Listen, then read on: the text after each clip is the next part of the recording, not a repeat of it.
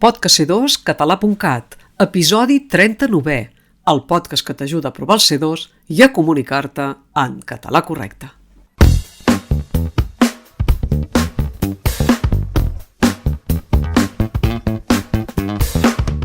Avui et volem comentar que aquest cap de setmana hem estat avaluant els discursos orals dels examinants de l'examen de C2. I, un cop més, hem detectat que hi ha uns errors que es cometen a cada convocatòria. Aquests errors que es cometen a cada convocatòria són errors de tipologia diversa. Vull dir que n'hi ha de fonètics, de sintàctics, de lèxics, etc. Sigui quina sigui la seva tipologia, convé que els examinants els coneguin a fi de poder-los evitar.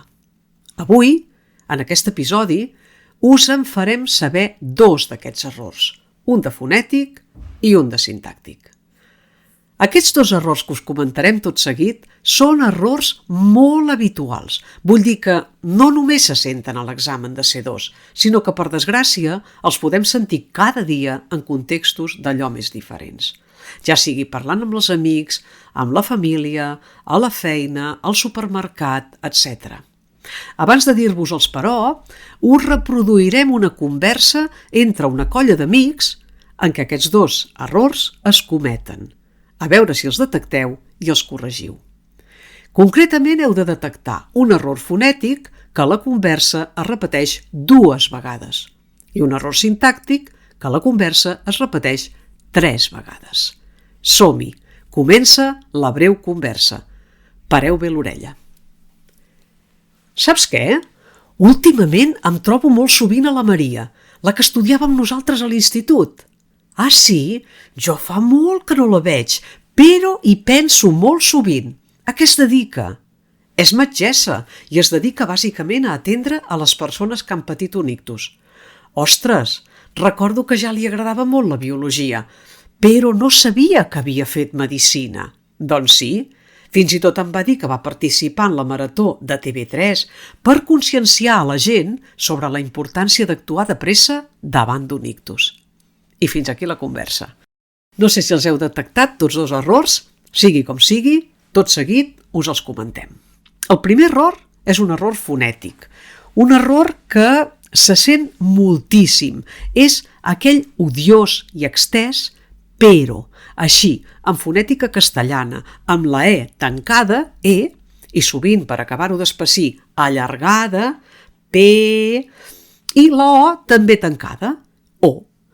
I a més, amb la tònica a la primera síl·laba, en el P, com si en català fos una paraula plana, que no ho és, perquè és una paraula aguda, i per tant la tònica ha de ser l'última síl·laba, el RO.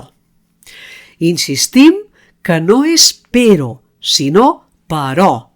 I si per alguna raó voleu emfatitzar allargant la vocal d'aquesta conjunció, tant per tant, allargueu la O, així, però.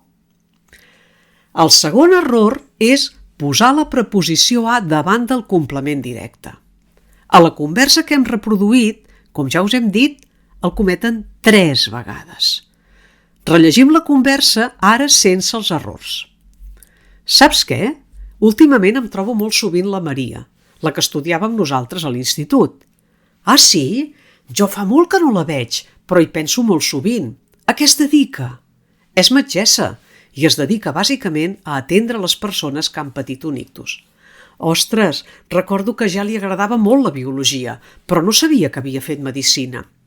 Doncs sí, fins i tot em va dir que va participar en la marató de TV3 per conscienciar la gent sobre la importància d'actuar de pressa davant d'un ictus. I ara ho hem llegit tot bé. Ja veieu que les diferències són poques, però suficients. Hem dit però 2 vegades i no pas el però d'abans, i després hem dit em trobo molt sovint la Maria i no pas a la Maria. I es dedica a atendre bàsicament les persones i no pas a les persones. I finalment, per conscienciar la gent i no pas a la gent. No porten la preposició perquè són complements directes. I el més greu de tot és que aquest error també el sentim en contextos més formals que una conversa entre una colla d'amics, en contextos més professionals. I això és força més preocupant. Per què? Doncs perquè si aquest error el comet, per exemple, un professor o una professora quan està comunicant-se o informant els seus alumnes, els alumnes segurament també el cometran. Perquè ja sabem que el professor o la professora és el model a seguir i, per tant, en copiaran la seva manera de dir-ho. I és que sovint en contextos en què se suposa que hi hauria d'haver un bon domini de la llengua, com en un examen de C2, aquest error es comet. I a l'examen de C2 el trobem massa sovint. Si el voleu evitar, descarregueu-vos l'e-book gratuït que des de c2català.cat hem compartit a les xarxes. Però, si el que voleu és anar ben preparats a l'examen, apunteu-vos al nostre curs on us expliquem els errors més habituals i moltes coses més. Mireu, si quan estem examinant algú veiem, quan corregim l'examen escrit o sentim en la prova oral que l'examinant no posa la preposició a davant del complement directe, a nosaltres ens causa d'entrada una bona impressió de persona que s'ha preparat per encarar-se a l'examen. Sí, ja sé que pot cometre altres errors, tot i no cometre aquest, i que, per tant, que el conegui o que faci bé el complement directe no garanteix que tingui un bon domini de la llengua. Però alguna cosa vol dir. Si més no, vol dir que controla un error que la majoria no controla. Si vols conèixer altres errors, subscriu-te al nostre podcast i comparteix-lo. Prepara't bé per a l'examen de C2. Encara hi ets a temps. Apunta't a c2català.cat. Però no badis. Aviat tancarem les inscripcions.